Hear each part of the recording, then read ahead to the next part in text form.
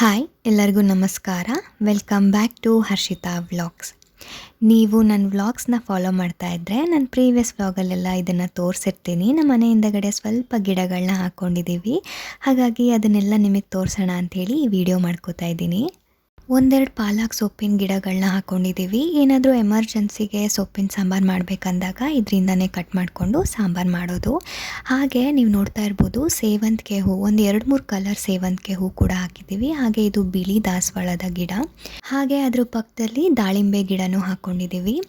ನಿಮಗೆಲ್ಲ ಗೊತ್ತೇ ಇರುತ್ತೆ, ಇದು ನೆಲ್ಲಿಕಾಯಿ ಗಿಡ ಹಾಗೆ ತುಳಸಿ ಗಿಡ ಒಟ್ಟಿಗೆ ಇದೆ. ನಾವು ಇದನ್ನು ಪೂಜೆ ಮಾಡ್ತೀವಿ. ಒಂದೆರಡು ಪಪ್ಪಾಯ ಗಿಡಗಳನ್ನು ಹಾಕ್ಕೊಂಡಿದ್ದೀವಿ, ಹಾಗೆ ಒಂದು ತೆಂಗಿನ ಸಸಿನೂ ಕೂಡ ಅಲ್ಲಿ ಹಾಕಿದ್ದೀವಿ.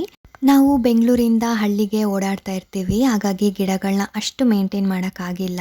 ನಾವು ಊರಿಗೆ ಬಂದಾಗ ಎಷ್ಟು ಸಾಧ್ಯನೋ ಅಷ್ಟು ನೀರನ್ನ ಹಾಕಿರ್ತೀವಿ, ಹಾಗೆ ಮಳೆ ಬಂದರೆ ಅದೇ ಮ್ಯಾನೇಜ್ ಆಗುತ್ತೆ. ಇದನ್ನೆಲ್ಲ ಇನ್ನು ನೀಟಾಗಿ ಆರ್ಗನೈಸ್ ಮಾಡೋಣ ಅಂತ ಪ್ಲ್ಯಾನ್ ಇದೆ. ನೋಡೋಣ, ಮುಂದಿನ ವ್ಲಾಗ್ಸಲ್ಲಿ ನಿಮ್ಮ ಜೊತೆ ಶೇರ್ ಮಾಡ್ತೀನಿ. ಹಾಗೆ ನಿಮ್ಮೆಲ್ಲರಿಗೂ ನಮ್ಮ ಕಡೆ ಸ್ಪೆಷಲ್ ಹೊಟ್ಟೆ ಮೆಣಸಿನ್ಕಾಯಿ ಎಣ್ಗಾಯಿ ಹೇಗೆ ಮಾಡೋದು ಅನ್ನೋ ರೆಸಿಪಿನೂ ಕೂಡ ಶೇರ್ ಮಾಡ್ತಾ ಇದ್ದೀನಿ. ತುಂಬಾ ಟೇಸ್ಟಿಯಾಗಿರುತ್ತೆ, ಎಲ್ಲರೂ ಕೂಡ ಟ್ರೈ ಮಾಡಿ. ನಾನಿಲ್ಲಿ 8-10 ಹೊಟ್ಟೆ ಮೆಣಸಿನ್ಕಾಯಿನ ಕಟ್ ಮಾಡ್ಕೊಂಡು ಎತ್ತಿಟ್ಕೊಂಡಿದ್ದೀನಿ. ಇದು ನೋಡೋಕ್ಕೆ ಸ್ವಲ್ಪ ಕ್ಯಾಪ್ಸಿಕಮ್ ಥರನೇ ಇರುತ್ತೆ, ಆದರೆ ಕ್ಯಾಪ್ಸಿಕಮ್ ಅಲ್ಲ. ಹಾಗೆ 1-2 ಈರುಳ್ಳಿನ ಕಟ್ ಮಾಡ್ಕೊಂಡಿದ್ದೀನಿ. ನಾನಿಲ್ಲಿ ಒಂದು ಕಡಾಯಿಗೆ ಒಂದು ಕಟ್ ಮಾಡ್ಕೊಂಡಿರೋ ಈರುಳ್ಳಿ ಹಾಗೆ ಸ್ವಲ್ಪ ಕರಿಬೇವು, ಅರ್ಧ ಸ್ಪೂನ್ ಆಗೋಷ್ಟು ಎಣ್ಣೆನ ಹಾಕ್ಕೊಂಡು ಈ ರೀತಿ ರೆಡ್ಡಿಶ್ ಬ್ರೌನ್ ಬರೋ ತನಕ ಹುರ್ಕೋಬೇಕಾಗತ್ತೆ.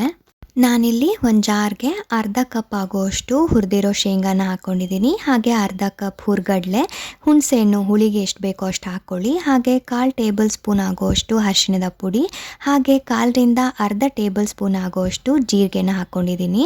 ಹಾಗೆ 1-2 ಟೇಬಲ್ ಸ್ಪೂನ್ ಆಗೋಷ್ಟು ಸಾಂಬಾರ್ ಪುಡಿನ ಹಾಕೋತಾ ಇದ್ದೀನಿ.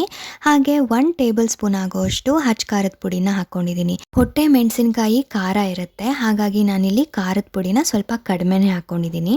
ಹಾಗೆ ಇದಕ್ಕೆ 2-3 ಟೇಬಲ್ ಸ್ಪೂನ್ ಆಗೋಷ್ಟು ಹಸಿ ತೆಂಗಿನಕಾಯಿ ತುರಿನ ಹಾಕ್ಕೊಂಡಿದ್ದೀನಿ. ಹಾಗೆ ರುಚಿಗೆ ಎಷ್ಟು ಬೇಕೋ ಅಷ್ಟು ಉಪ್ಪನ್ನ ಹಾಕ್ಕೊಂಡು ಹುರ್ಕೊಂಡು ಎತ್ತಿಟ್ಕೊಂಡಿದ್ವಲ್ಲ ಈರುಳ್ಳಿ ಹಾಗೆ ಕರಿಬೇವನ್ನ ಅದನ್ನು ಕೂಡ ಸೇರಿಸ್ಕೊಂಡು ಸ್ವಲ್ಪ ನೀರು ಹಾಕ್ಕೊಂಡು ಈ ರೀತಿ ಚೆನ್ನಾಗಿ ಗ್ರೈಂಡ್ ಮಾಡ್ಕೋಬೇಕಾಗತ್ತೆ.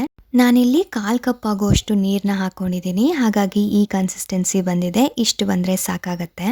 ನಾವೀಗ ಒಗ್ಗರಣೆಗೆ ರೆಡಿ ಮಾಡ್ಕೊಳ್ಳೋಣ. ನಾನಿಲ್ಲಿ ಒಂದು ಕಡಾಯಿಗೆ 4-5 ಟೇಬಲ್ ಸ್ಪೂನ್ ಆಗೋಷ್ಟು ಎಣ್ಣೆನ ಹಾಕ್ಕೊಂಡಿದ್ದೀನಿ.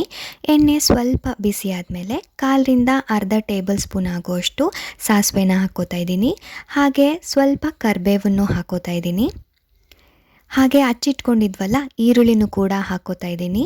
ಇದನ್ನೆಲ್ಲ ಸ್ವಲ್ಪ ರೆಡ್ಡಿಶ್ ಬ್ರೌನ್ ಬರೋ ತನಕ ನಿಧಾನವಾಗಿ ಫ್ರೈ ಮಾಡ್ಕೋಬೇಕಾಗತ್ತೆ.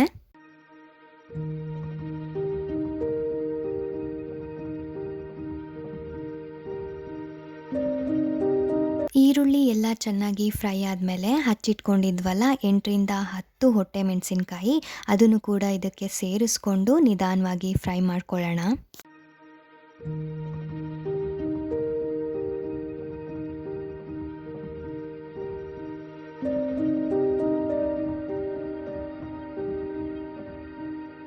ಇದೆಲ್ಲ ಆಯಿಲಲ್ಲಿ ಚೆನ್ನಾಗಿ ಬೆಂದಿದೆ. ಇವಾಗ ನಾವು ಪೇಸ್ಟ್ ಮಾಡ್ಕೊಂಡಿದ್ವಲ್ಲ ಅದನ್ನು ಕೂಡ ಇದಕ್ಕೆ ಸೇರಿಸ್ಕೋಬೇಕಾಗತ್ತೆ. ಹಾಗೆ ಇನ್ನು 1/4 ಕಪ್ ಆಗೋಷ್ಟು ನೀರನ್ನ ಹಾಕ್ಕೊಂಡು ಇದನ್ನೆಲ್ಲ ಚೆನ್ನಾಗಿ ಮಿಕ್ಸ್ ಮಾಡ್ಕೊಳ್ಳೋಣ.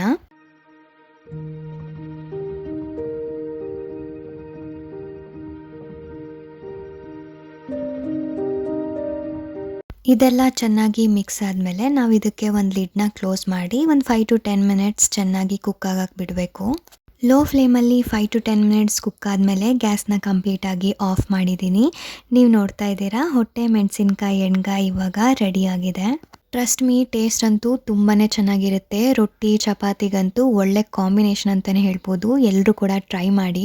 ಊಟ ಎಲ್ಲ ಮುಗಿಸ್ಕೊಂಡು ನಾನು ನಮ್ಮಮ್ಮ ಹೊಲಕ್ಕೆ ಹೋಗಿ ಬರೋಣ ಅಂಥೇಳಿ ಹೊರಟಿದ್ವಿ. ಆದರೆ ನನಗಿದು ಸಖತ್ ಇಂಟ್ರೆಸ್ಟಿಂಗ್ ಅನ್ನಿಸ್ತು, ಹಾಗಾಗಿ ವಿಡಿಯೋನ ಕ್ಯಾಪ್ಚರ್ ಮಾಡ್ಕೋತಿದ್ದೀನಿ, ನಿಮಗೂ ಶೇರ್ ಮಾಡೋಣ ಅಂತ ಹೇಳ್ಬಿಟ್ಟು. ನೀವು ಕೂಡ ನೋಡಿ. ಇವರು ಊರಿಂದ ಊರಿಗೆ ಬಂದು ಸಿಮೆಂಟ್ ಚೀಲ ಅಥವಾ ಗೊಬ್ಬರದ ಚೀಲಗಳಿರುತ್ತಲ್ಲ ಅದರಿಂದ ಹಗ್ಗಗಳನ್ನ ಮಾಡಿ ಕೊಡ್ತಾರೆ. ನೀವು ನೋಡ್ತಾ ಇರ್ಬೋದು, ಈ ಮಷಿನ್ನಲ್ಲಿ ಚಿಕ್ಕದಾಗಿ ಕಟ್ ಮಾಡ್ಕೊಂಡಿರೋ ಚೀಲಗಳನ್ನ ಸಿಗಿಸ್ಬಿಟ್ಟು ಈ ರೀತಿ ಸುತ್ಕೊಂಡು ಹೋಗ್ತಾರೆ. ನೀವು ನೋಡ್ತಾ ಇರ್ಬೋದು ಯಾವ ರೀತಿ ತಿರುಗಿಸ್ತಾ ಇದ್ದಾರೆ ಅಂಥೇಳಿ. ಈ ರೀತಿ ಒಂದಾದ್ಮೇಲೆ ಒಂದನ್ನು ಜಾಯಿನ್ ಮಾಡಿಕೊಂಡು ಹಗ್ಗನ ಮಾಡ್ತಾರೆ. ಈ ಹಗ್ಗನ ನಾವು ಬಟ್ಟೆ ಒಣಗಾಕ್ಲಿಕ್ಕೆ ಯೂಸ್ ಮಾಡ್ಕೋಬೋದು, ಹಾಗೆ ಏನಾದರೂ ವಸ್ತುಗಳನ್ನ ಕಟ್ಟಿಡೋಕ್ಕೆ ಯೂಸ್ ಮಾಡ್ಕೋಬೋದು. ಹಾಗಾಗಿ ಇದನ್ನು ನೋಡ್ತಾ ಇದ್ದೆ, ಇದನ್ನು ಮಾರು ಲೆಕ್ಕದಲ್ಲಿ ಕೊಡ್ತಾರಂತೆ. ಮಾರಿಗಿಷ್ಟು ಅಂತ ಹೇಳಿ ಇವರು ಒಂದು ರೇಟ್ನ ಫಿಕ್ಸ್ ಮಾಡ್ಕೊಂಡಿರ್ತಾರೆ. ನಮ್ಮ ಮನೇಲಿ ಏನಾದರೂ ವೇಸ್ಟ್ ಪ್ಲಾಸ್ಟಿಕ್ ಚೀಲಗಳೇನಾದರೂ ಇದ್ದರೆ ಅದನ್ನು ಕೂಡ ಕೊಟ್ಟರೆ ಇವರು ಈ ರೀತಿಯ ಹಗ್ಗಗಳನ್ನ ಮಾಡಿಕೊಡ್ತಾರೆ. ಇದು ನಿಜವಾಗ್ಲೂ ಬೆಸ್ಟ್ ಔಟ್ ಆಫ್ ವೇಸ್ಟ್ ಅಂತಲೇ ಹೇಳ್ಬೋದು. ಸಾಮಾನ್ಯವಾಗಿ ಈ ಥರ ಪ್ಲಾಸ್ಟಿಕ್ ಚೀಲಗಳನ್ನ ಬಿಸಾಕ್ಬಿಡ್ತೀವಿ ನಾವು. ಅದ್ರ ಬದಲು ಈ ರೀತಿ ಏನಾದರೂ ಯೂಸ್ಫುಲ್ ಆಗುವಂತಹ ವಸ್ತುಗಳನ್ನ ಮಾಡಿಟ್ಕೊಂಡ್ರೆ ರೀಯೂಸ್ ಮಾಡ್ಕೋತಾ ಇರ್ಬೋದು. ಪ್ಲಾಸ್ಟಿಕ್ ಚೀಲನ ಎಸೆಯೋದ್ರಿಂದ ಆಗೋ ಮಾಲಿನ್ಯನೂ ಕೂಡ ಇದರಿಂದ ತಪ್ಪಿಸ್ಬೋದು.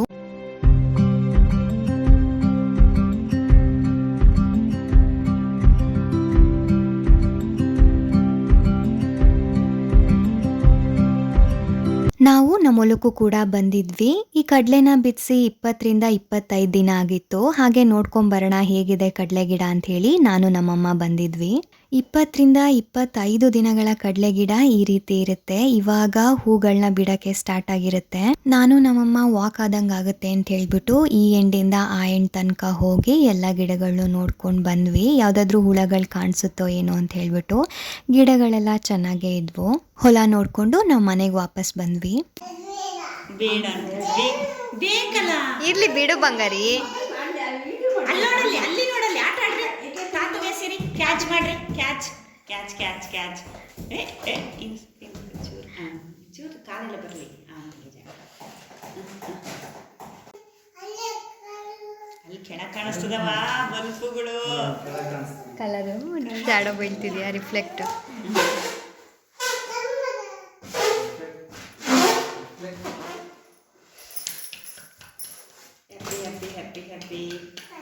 ಐ ಹೋಪ್ ಈ ವಿಡಿಯೋ ನಿಮ್ಮೆಲ್ಲರಿಗೂ ಇಷ್ಟ ಆಗಿದೆ ಅಂತ ಅನ್ಕೋತೀನಿ. ಇಷ್ಟ ಆಗಿದ್ದರೆ ಪ್ಲೀಸ್ ಒಂದು ಲೈಕ್ ಮಾಡಿ, ಶೇರ್ ಮಾಡಿ, ಹಾಗೆ ನನ್ನ ಚಾನಲ್ಗೆ ಸಬ್ಸ್ಕ್ರೈಬ್ ಕೂಡ ಮಾಡ್ಕೊಳ್ಳಿ.